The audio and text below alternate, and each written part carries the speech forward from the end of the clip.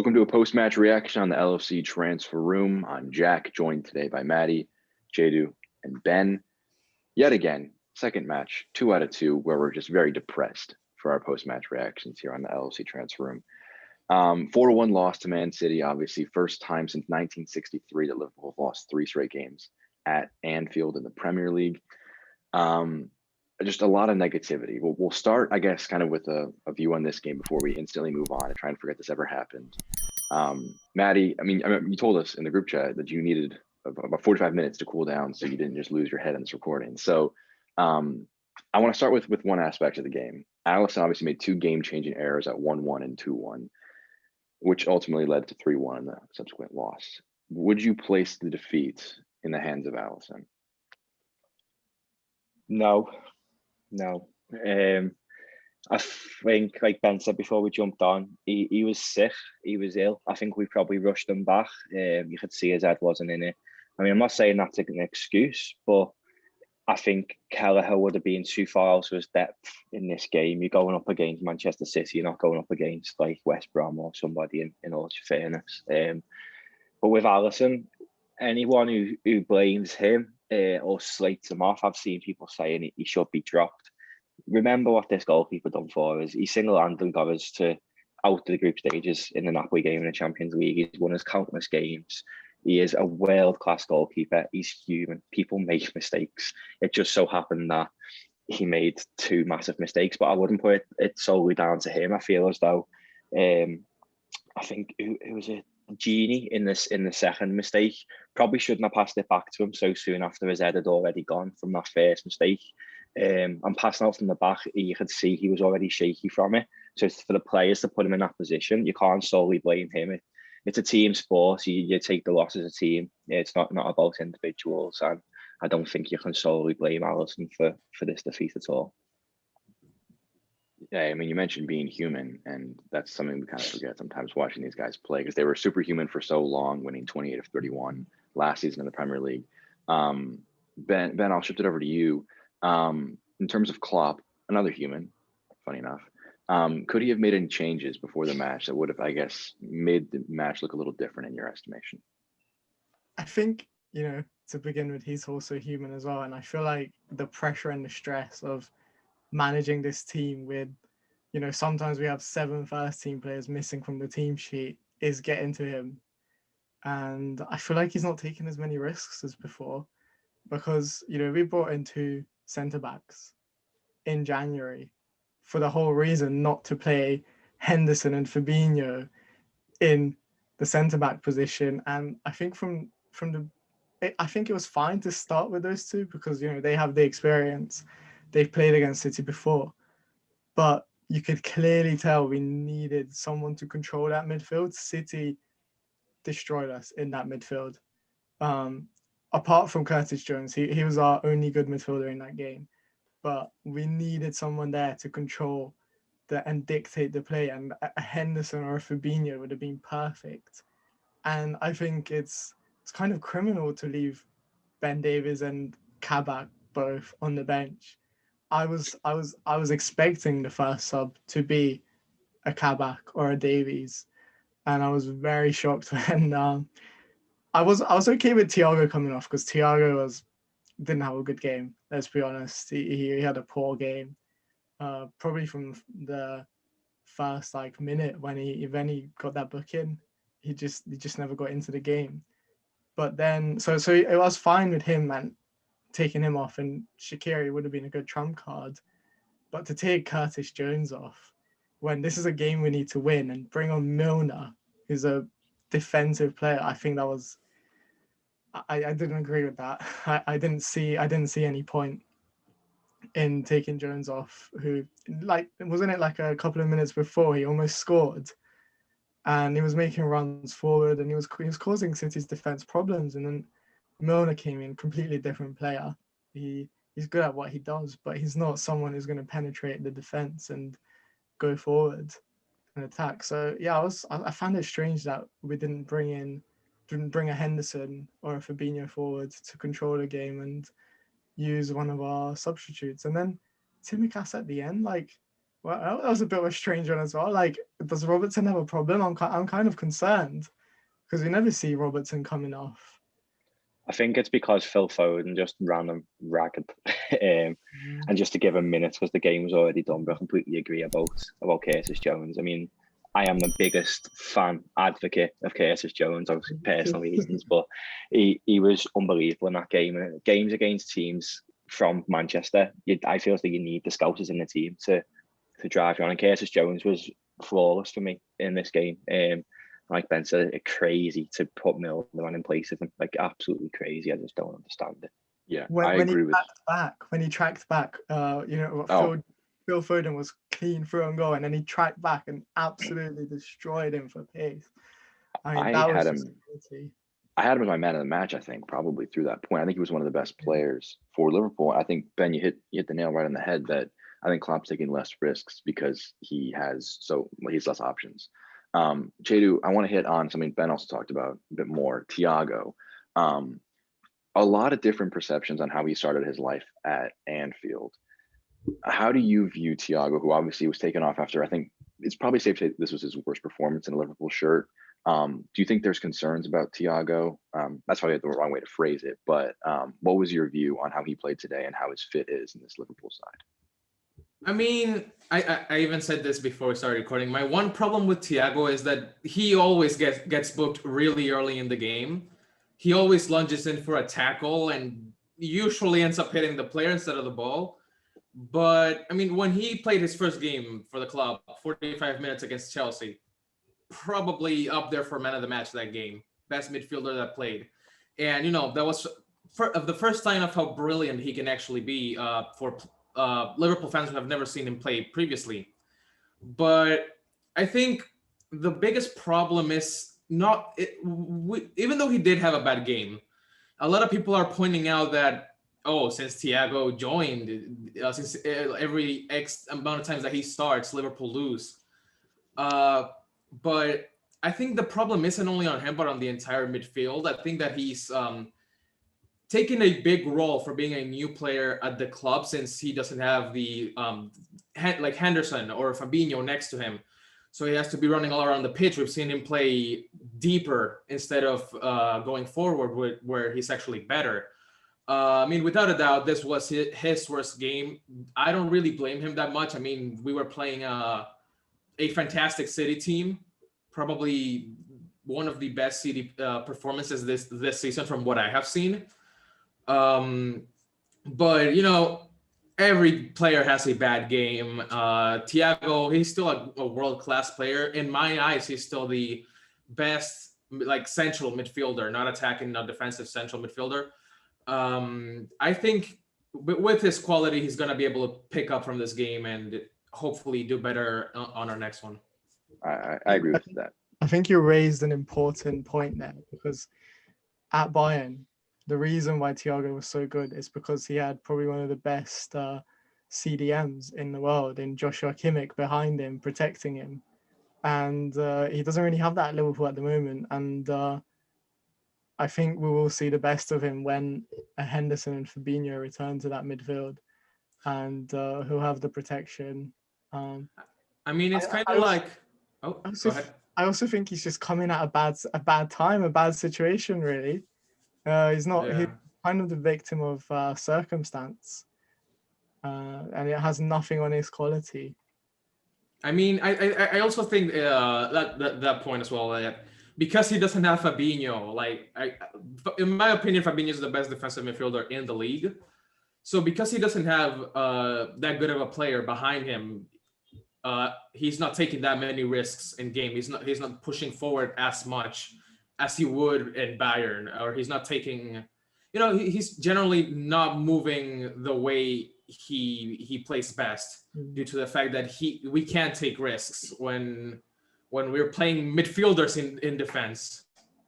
Well, if you look at him from that Chelsea game that you touched on, we had our defensive players there. So Hendo and Fabinho was in midfield, and Thiago was world class. That's all we need. And I think going forward, we have to play Kabak and Davies because I feel as though the knock-on effect from playing Henderson and Fabinho in defence is that we aren't having as good enough build-up play. I think that we need them two to play going Last forward. thing I want to hit on before we can look at bigger picture stuff like you guys are mentioning. I think you're making some great points to move into. Let's try and end it with the hintest of the slightest bit of positivity. Do any of you guys see any positives you can take away from this match? Yes. Yeah. Chedu, go ahead. I mean, personally, that's probably what pisses me off the most about the game, is that we played okay. It's not that we had a horrible game. Just two mistakes, sadly. Of course, I don't blame Alisson, like personally himself, for the loss. Because, again, as Matty said, it's a team. We're a team. It's not just one player that causes a loss. But I think one of the biggest... there are two players that actually impressed me a lot this game. One of them was Trent. I think Trent played way better than he has in a lot of games this season. I mean, I saw a post of like, he was the one with the most recoveries. He had a lot of passes going forward. He played really, really well in the first half. That was from the first half. And then Curtis Jones, that probably our best player in this, in whatever amount of time he played before getting subbed off. I was like, literally, when I saw that Milner was coming off, I was begging, don't take out Curtis. That would be the biggest mistake you could do. And yeah, I think that was a bad move. But I think those two players, especially Trent, because he's even he said he's not playing well recently. So I think seeing him do way better is gonna help him with his confidence, even though we just lost 4-1. But at least it's something to look forward to. I think that's the positive. I think Trent's getting better. He's getting back to his best now. His deliveries recently and his attacking threat, the ball to Salah in the build-up to the penalty we won.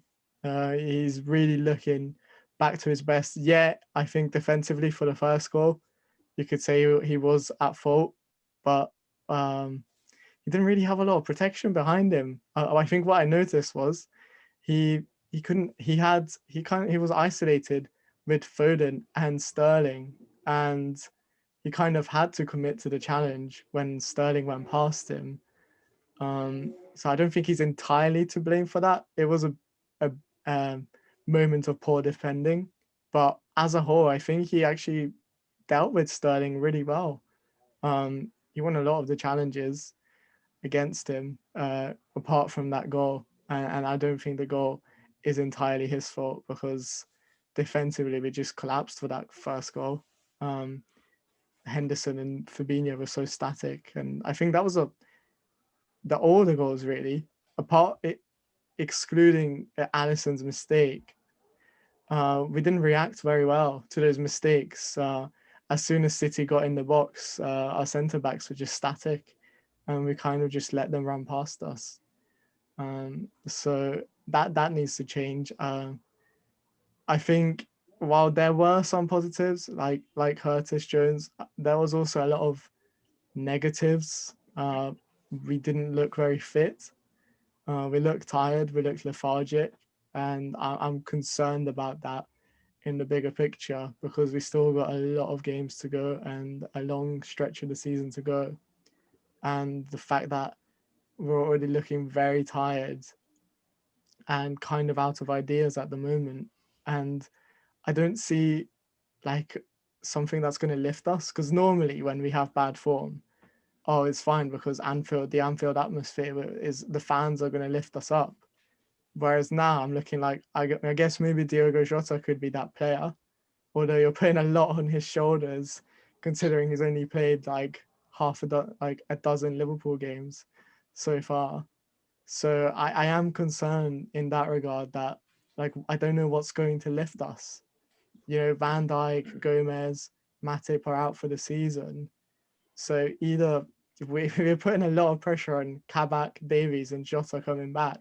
Potentially Naby Keita could be another one to lift us, but that's a lot of pressure on relatively inexperienced players.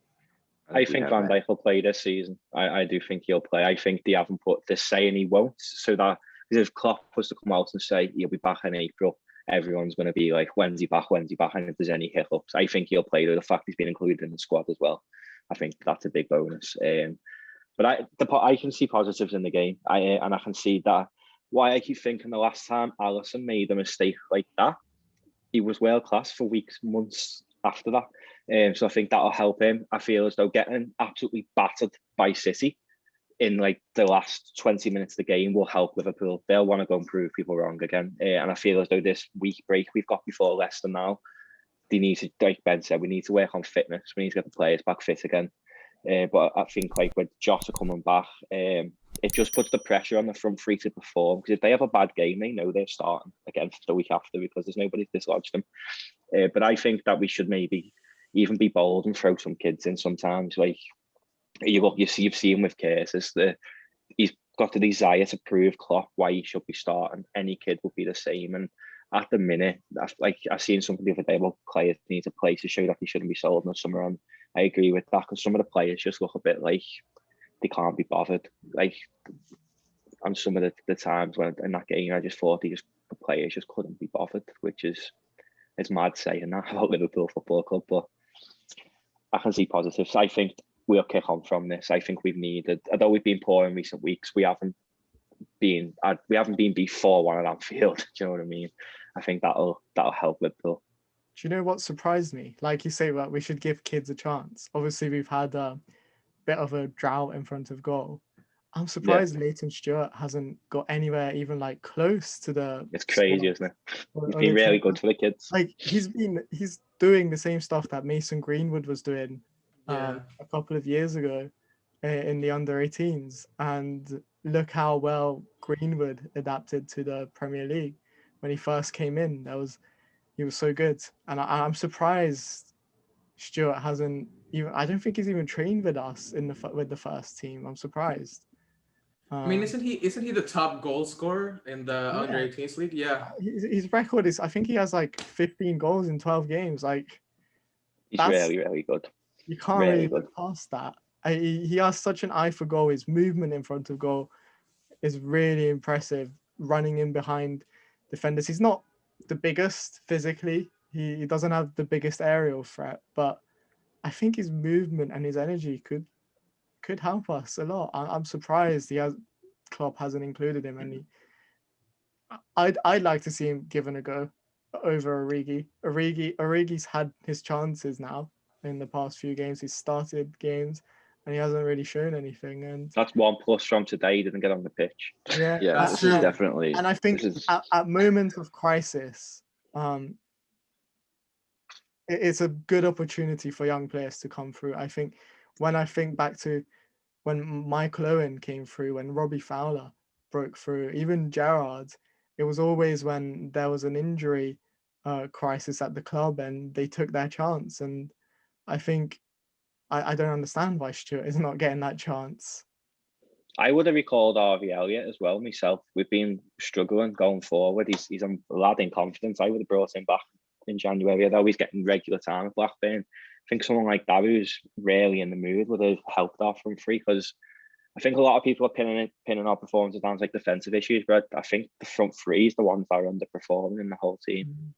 I mean, realistically, I think that's because they just have no competition. Like, they know no matter what they're gonna do, they're gonna start, because Origi's just not. Origi ain't playing. Origi's just Origi.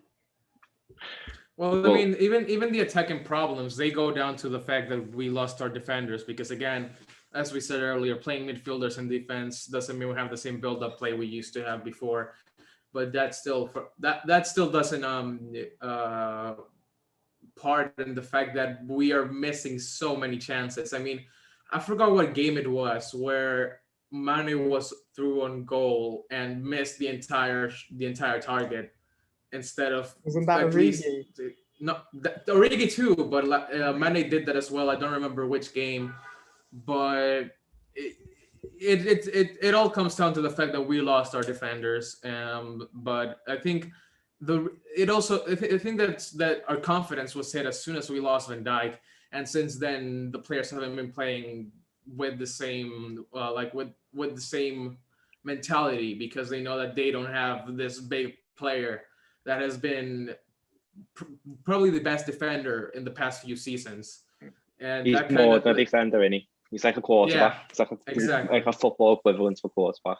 And he's not just that; he's a leader as well. Like when you have him on the pitch, you have that sense of comfort in a way. Like it doesn't matter because Van Dijk's going to get you out of trouble, even if you make a mistake. And I feel like right now we just look like a panicky team. We're trying to be too intricate. We're not very confident. I think at the start of the game, Sky Sports showed this metric how in our last 4 games, we've only taken 0.25 shots per game. And compared to the 68 games before at Anfield, where we took 2.5 shots per game, that is a big drop off in terms of creating chances. And that's kind of showing really that the players just don't have the confidence, because when you're confident, you're going to shoot from anywhere. You're gonna, you believe you're going to score. But when you're trying to like get that one goal, break your duck, you're going to try and be more intricate, try and like play through the defense and get that perfect goal, get that tap in. And a lot of our goals have been kind of like that, like those one-on-ones, those really like clean cut chances. But sometimes you just have to like do an Oxlade-Chamberlain and just fucking shoot.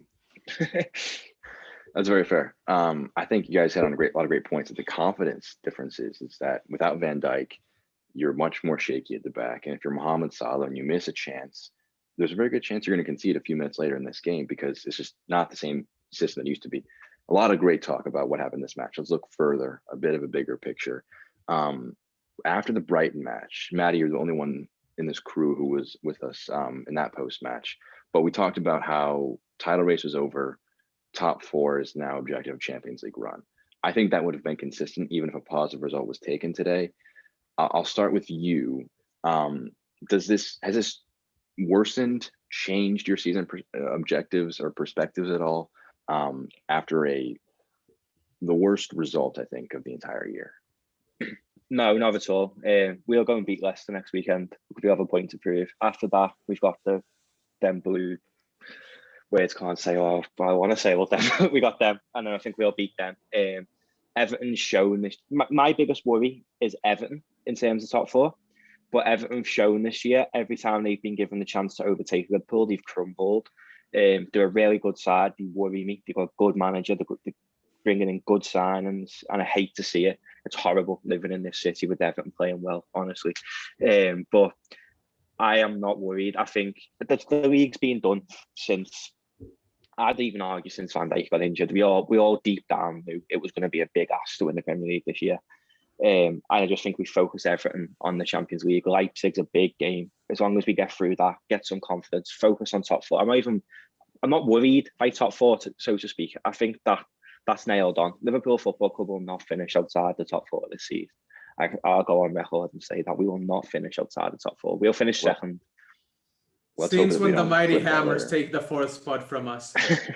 I'm kidding. I'm kidding, by the way. I'm not that 4th, but we'll get second. I mean, listen. I mean, let's be honest.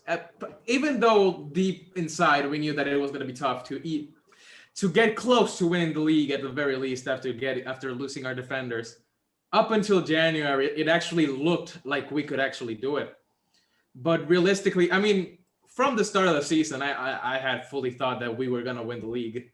After Van Dijk got injured, I said, you know what, we're doing well, because of course after Van Dijk got injured, at the beginning, like the first few games, we were actually playing better than we had been playing in the previous games. But it got to a point where we lost our second defender for the rest of the season, and that's probably where our confidence took the hardest hit. And I don't think getting top 4 is gonna be. I think we're gonna get it. I think it's not even a discussion whether we're gonna miss out on top 4 or not. I mean, listen, I know that Everton and Leicester and West Ham are all having this amazing season. Even then, I can't see any of them beating us to the top 4. They might get it, but we're gonna be above them either way. I honestly think Everton will get top 4 because they'll win the 2 games in hand and they'll get 43 points. They will go above us, but I also think we'll beat Leicester and Everton so that we'll stay in the top 4 by the time they play the games in hand. I think the top 4 will be Liverpool, City, Liverpool, Everton, Chelsea. United. Interesting. No. No, When they put- I completely disagree with that. I think top four is at a real threat. Chelsea just brought in Tuchel, who's a really good manager. He's gonna Is get he though? But the Is he- problem is, even listen, very even if they bring in even though they brought in Tuchel, which yes, he's a great manager. I mean, like I don't want to be that guy, but he managed PSG. Winning the league with But no, PSG, but it's not hard. But yeah. I know before that he did Dortmund. Well, he didn't do But- nothing at and all. mine. Exactly. He didn't really do that much No, at no, he Dortmund. had the same route as Klopp. He started at Mainz. Mhm. He was really good with Mainz, and he did okay at Dortmund. He did well enough to get the PSG job. Would you say that's an upgrade, Dortmund to PSG though? Definitely. Yeah. Oh yeah, it Nah, is, I it is, would. it is. I would. I he was would. working with Neymar and Mbappe, two of the best players. Yeah, that's the thing. I mean, when you think about Champions League chances, PSG definitely up above Dortmund in that. But regardless of his path, is he really that much of an upgrade than Lampard? Because even I think that Lampard at PSG would win the league. Yes, it's an upgrade, but it's not like top four sort of I'd the worry first more season about- kind of upgrade. I'd worry more about Chelsea next season. Yeah, Didn't next make that season. Yeah, next season. Yeah, but not this one. I'm going to close the lid think- on this I Chelsea think- discussion I because think, we're yeah, go ahead, Ben. Go ahead, Ben.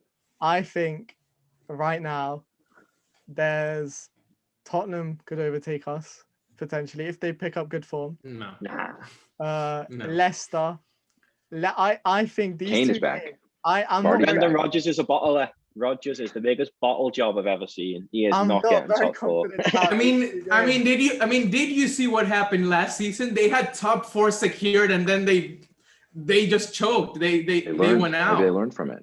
Absolutely, gotten better but from that. Yeah, they could have learned from that, and I think the issue is both Leicester. We're playing against Leicester and Everton at our worst moment of Yeah. the season, and these are our two. If you guys are saying these are our two biggest rivals for the top four, this is the time when you don't want to be playing those teams. You want to be playing a poor opposition, and on top of that, we have probably our biggest challenge in the Champions League, Leipzig. It's a very good team. I don't think we'll have it our way in that game at all. It's going to be a very difficult match. I'm not very confident that we'll go through. I'm going to jump in because you just did a perfect segue to what I want to hit on next, Ben, and that is should there be changes in the lineup in the next couple matches? Because Yes. I mean, you did the build up for me, Ben. The significance of these matches. These are two of our biggest rivals for the top four, and we're playing them in two of our next three. And in between that is a match in the Champions League in Budapest against Leipzig. I want one lineup change that you would like to see from each of you. In the I would next, like to- either Leicester, either next few matches. Chedu, I think you're really excited. Yeah. You can Yeah. kick us off. Because I wanna touch on something real quick before. I would fully agree with Ben with what he's saying if we hadn't signed two defenders, because now, I mean, I definitely understand the not starting them today because they just came in. It would be a little bit of a risk. It's better playing the two players that have been playing in defense and that we know are good enough rather than taking the risk. But with the upcoming games, we will see both defenders, especially Kabak, who has, he has that Bundesliga experience. He's played Bayern before. He's played big teams, and again, it all goes down to we play defenders, midfielders playing midfield, better build-up play, more goals. And I think that is what's going to save our season, the fact that we signed two defenders. So the lineup change would be simply, if I had to choose one player, it'd be Kabak. If I can just simply change it at all, both Ben Davis and him start, move Henderson and Fabinho into midfield, and we'll win way more games. Does anyone know when Jota's back? Before He's in training. 2-3 weeks, I think, something like that. So not for these games. Klopp Let's said say no after for these the games. Brighton game. Klopp said after the Brighton game, 2, 3, or 4 weeks. So Maybe Everton then. potentially, but I can't see him playing against Leipzig or Leicester. But I think just touching on Chedu's point, my concern is we have two centre backs, which is great. We brought two centre backs in, and they have some experience, but they don't have Premier League experience, neither of them. And I worry about putting both of them in from the start, especially in a crucial game like Leicester. Like, it would have been so nice to have them play. A few minutes. Yeah, just have like play against like a West Brom or like a Fulham. You know, get them adjusted to like Premier League football. But now we're asking these relatively young players who have never played Premier League football to come in and play in 2, potentially 3 very intense football games, which could decide the rest of our season. So I think I do worry, because I guess you have to throw them in at the deep end. We have no choice, but I am concerned, and I think Klopp will have that in mind. And I don't think I'd like to. I think one of them might start, but I don't think both of them will start. Yeah, I mean, didn't Klopp say that it's gonna take some time before he starts both of them or something like that? Yeah, I can see. I mean, let's be honest. If you're gonna start either, which one are you gonna choose to play alongside Fabinho? It's gonna be Kabak probably out of the two. Got to be honest, because Fabinho is better on the left side and Kabak's the right side of centre half. And exactly. With Kabak, I'm really, really excited to see him. And the one change I would make, I'm with Chedu on that one, is Kabak. Ben Davis, we've bought him. We've got more time to get him into the team. Kabak, we need to see what he's like before we purchase him at the end of the season. I would put Fabinho in centre half for these 2 games and play Kabak next to him, because we massively, massively miss Jordan Henderson in that midfield. And I want Kabak in for the derby, because he's just got that bit of fire in him that we're going to need, because they're going to come out and try and send more players seasons. And I just want Kabak to come in, and his way to announce himself to me is go 2-footed on Alisson in that derby. I think as well, Kabak will be crucial in that derby game, because he's so good aerially, and we need someone to eliminate that Calvert-Lewin threat, because he's so good in the air. He's such a even in corners, it's going to help a lot, because I mean, I can't be the only one that, since Van Dijk got injured, expects nothing from a corner at this point. So having someone that's good aerially, it's gonna help. Yeah, I mean, Kabak's aerial stats. Ben, if you've got them off the top of your head again, you said them in a video a few weeks ago. His aerial stats are that's so good.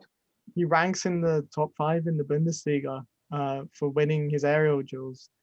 It's over 75%, I think. And that is really impressive for a defender. Just any player really on the pitch. That's really encouraging to see. And that's what you want. And I think against Calvert-Lewin, like you guys saw his threat last night against United. He's so good in those aerial battles and in those set piece situations. So if Kabak can deal with that's a huge bonus. What I worry about is his adjustment to the pace of the Premier League, and just being in a new team.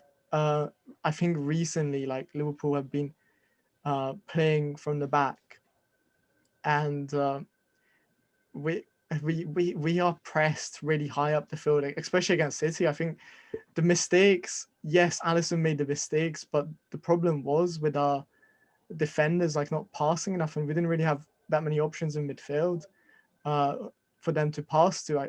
Recently, the opposition have found a really good way of nullifying us, and I worry about Kabak on the ball and him being pressured by the opposition.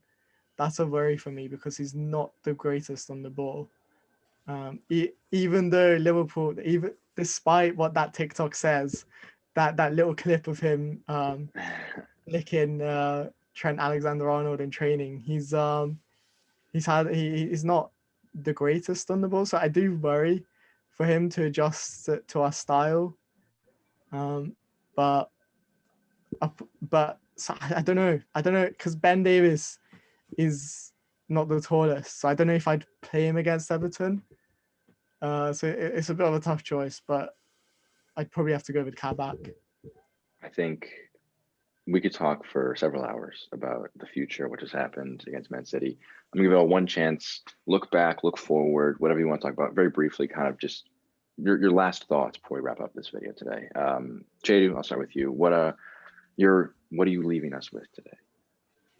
Well, really, I mean, taking a loss is always going to be hard for Liverpool fans because of how passionate we are about the game, about the team. Especially a game against Manchester City, which have been one of our biggest rivals this last few years. But despite having the tough games, tough results in the last few fixtures that we've played, there's a lot to look forward to this season, next season as well. I mean, it's a loss, but the form is temporary, class is permanent. No need to worry. We'll come back. Ben? Yeah, I think we'll be back next year. I don't know if we have a lot too much to look forward to this year, but right now our main priority, forget the Champions League, top 4 in the Premier League. We absolutely must. The financial ramifications for not getting the top 4 are going to be huge, and we cannot afford to not get top 4. So a Champions League run would be nice. I don't know how likely I think that is with this team, and especially without the fans. Like, we have to remember how much of an influence the fans played in our run to the last 2 finals. That's gonna, without them, I don't think European nights are gonna be the same. So yeah, I think just forget about this season and let's see what happens next season. This is going to be about rebuilding the team. I'd like to see Curtis Jones get more game time, get him bedded into that team, because I think he's going to be a good replacement for Wijnaldum when he inevitably leaves in the summer. And yeah, just see how Kabak does and Davies, and hopefully, I mean, if our front three is at the top of their game, we should have no problem getting top 4.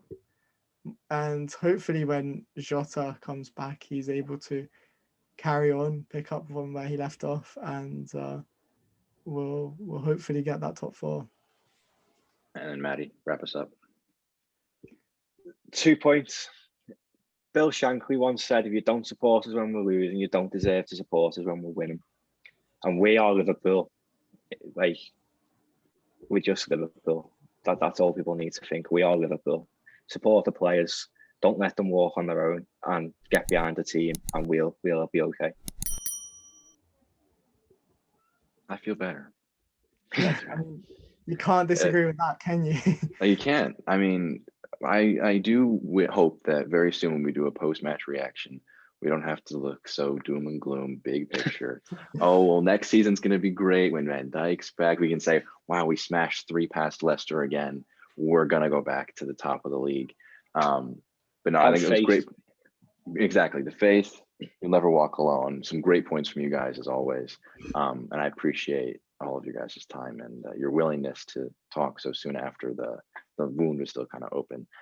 That's going to do it for our post-match reaction here today on the LFC Transfer Room. Make sure to subscribe next week leading up to the Leicester match, as we've talked extensively today. Take a more in-depth tactical dive, look at players, some transfer rumors as well this week, some other videos that we've got in the planet. So make sure you subscribe so you don't miss those. Want to read more? LFCTransferroom.com, LFC Transfer Room on Twitter, and all other social medias. For myself, Jack, for Matty, for Ben, and for Chedu, this has been LFC Transfer Room. Take care.